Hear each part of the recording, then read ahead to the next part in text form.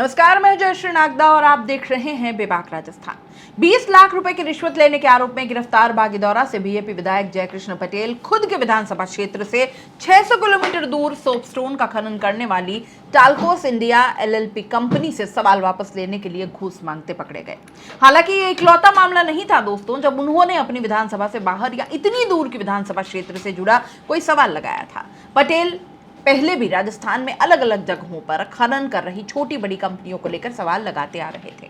उन्होंने Hindustan zinc company को लेकर भी कई सवाल लगाए। ये भी पता चला है कि विधायक जयकृष्ण ने रिश्वत के पैसे जिस रोहित मीणा उर्फ रोहिताश मेहर को सौंप दिए थे, उसके गांव जगजीवनपुर वैन में खनन से जुड़ा एक सवाल भी उन्होंने लगाया था। करौली जिले की सपोटरा विधानसभा बागीदौरा से करीब 600 किलोमीटर दूर है दोस्तों। बावजूद इसके विधायक पटेल यहां पंचायत कार्यों में मटेरियल सप्लाई करने वाली फर्मों की जानकारी जुटाने का प्रयास कर रहे थे। उन्होंने 18 जुलाई 2024 को विधानसभा में 6643 नंबर का तारांकित सवाल लगाया और जानकारियां मांगी। सपोटरा को लेकर विधायक पटेल ने जो सवाल लगाया वो 2019 से लेकर साल 2023 तक की जानकारियों से जुड़ा था।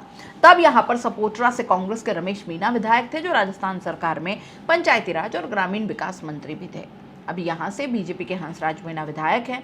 पूर्व मंत्री रमेश मीणा कहते हैं कि एक विधायक को राजस्थान में कहीं का भी सवाल लगाने का अधिकार है।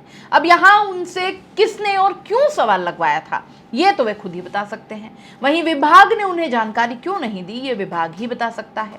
बीजेपी विधायक पटेल ने 8 जुलाई 2024 को विधानसभा में 5615 नंबर का तारांकित सवाल लगाकर पर्यावरण विभाग से ये जानकारियां मांगी थी। बांसवाड़ा के खनन क्षेत्रों में पर्यावरण प्रदूषण की रोकथाम के लिए क्या प्रयास किए जा रहे हैं? क्या खनन क्षेत्रों में खदानों की ओर से हर साल ग्राम पंचायत से स्वीकृति लेने का प्रावधान है? यदि हाँ, तो किन किन खदान के मालिकों की ओर से नियमानुसार ग्राम पंचायतों से स्वीकृतियां ली गई? क्या यह सही है कि खनन क्षेत्रों के आसपास अत्यधिक संख्या में पाउडर प्लांट लगाए जा रहे हैं, जिससे आसपास की कृषि भूमि प्लांट से निकलने वाले पाउडर से बंजर होती जा रही है? क्या सरकार की ओर से उपरोक्त कार्य करने के लिए मार्गदर्शिका जारी की गई है? यदि नहीं, तो सरकार कब तक मार्गदर्शिका जारी करने का विचार रखती है? दोस्तों, इन चारों बिंदुओं पर मांगी गई जानकारी इन्हें दे दी गई थी। विधायक पटेल ने 10 जुलाई 2024 को विधानसभा में 5885 नंबर का तारांकित सवाल लगाकर खान विभाग से भी कुछ जानकारियां मांगी, जैसे प्रदेश की टीएसपी क्षेत्र में खनन पट्टे आवंटित करने का क्या नियम है, टीएसपी क्षेत्र में खनन पट्टे आवंटित करने के लिए किस किस विभाग से अनुमति लेने की आवश्यकता है, क्या टीएसपी क्षेत्र में खनन पट्टे के आवंटन से पहले संबंधित ग्राम सभा की अनुमति आवश्यक है, और यदि हाँ, तो अब तक बांसवाड़ा जिले में आवंटित संचालित सभी खनन पट्टों के लिए जरूरी ग्राम सभा की अनुमतियों की प्रति सदन की मेज पर रखें। बांसवाड़ा जिले की प्रत्येक तहसील में वर्तमान में कितनी कितनी खानें संचालित हैं? 2006 के बाद जिले में आवंटित प्रत्येक खनन के आवंटन से पूर्व सभी खनन ब्लॉक में संबंधित पब्लिक कंसल्टेशन की रिपोर्ट की प्रति सदन की मेज पर रखें। जिले में खनन आवंटन की भूमि का वन भूमि, नदी, डैम और रिहायशी इलाकों से कितनी दूरी पर होना जरूरी है? क्या वर्तमान में संचालित सभी खनन ब्लॉक इन मापदंडों को पूरा करते हैं? यदि नहीं, तो सरकार ने इस पर क्या कार्रवाई की है?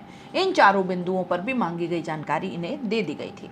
विधायक पटेल ने 10 जुलाई 2024 को विधानसभा में 5913 नंबर का तारांकित सवाल लगाकर खान विभाग से भी कुछ जानकारियां मांगी थी। क्या सरकार बांसवाड़ा जिले में सोने के खनन के लिए खान आवंटित करने जा रही है? यदि हाँ, तो किस प्राधिकारी की अनुमति से टीएसपी क्षेत्र में आवंटन किया जा रहा है? खान का स्वामित्व टीएसपी क्षेत्र के व्यक्ति के पास रहेगा या टीएसपी क्षेत्र से बाहर के व्यक्ति के पास? क्या टीएसपी क्षेत्र में खनन आवंटन में आरक्षण का प्रावधान है? यदि हाँ, तो पिछले 5 सालों में आवंटित कितने खनन पट्टों का स्वामित्व आदिवासियों और गैर आदिवासियों को दिया गया?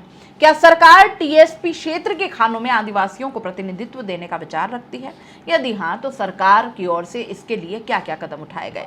क्या बांसवाड़ा जिले में वर्तमान में संचालित सभी खनन पट्टों के लिए सरकार की ओर से ग्राम सभाओं की अनुमति ली गई है? यदि नहीं, तो टीएसपी क्षेत्र में बिना ग्राम सभा की अनुमति के किस नियम के तहत खनन पट्टे आवंटित किए गए? यदि अनुमति ली गई है, तो जिले में स्थित सभी खनन पट्टों की ग्राम सभा की स्वीकृति की प्रति सदन की मेज पर रखें। बांसवाड़ा जिले में अब तक आवंटित सभी खनन पट्टों की के लिए कितने लोग विस्थापित हुए हैं, इन विस्थापित लोगों में कितने आदिवासी परिवार थे और कितने गैर आदिवासी, इन विस्थापित परिवारों को सरकार की ओर से कितना कितना मुआवजा दिया गया।